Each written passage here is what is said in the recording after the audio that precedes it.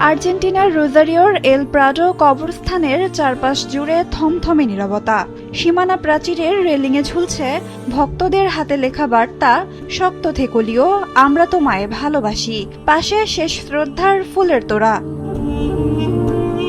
কড়া নিরাপত্তার মাঝে একে একে গাড়ি থেকে নামছেন স্বজনেরা।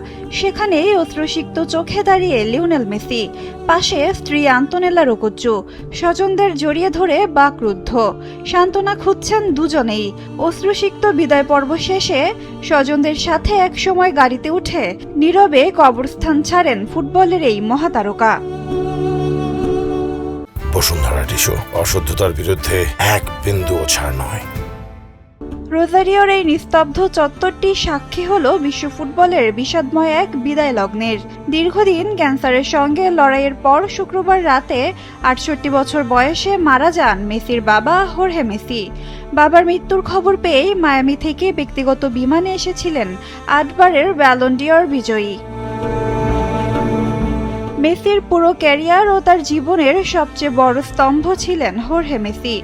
বাবার চিরবিদায়ে ভেঙে পড়েছেন লিও। শোকাহত পুরো ফুটবল দুনিয়া। যে হাতটি ধরে ফুটবলের আকাশ জয় করেছিলেন মেসি, সেই পরম নির্ভরতার হাতটি চিরতরে হারিয়ে গেল তার জীবন থেকে।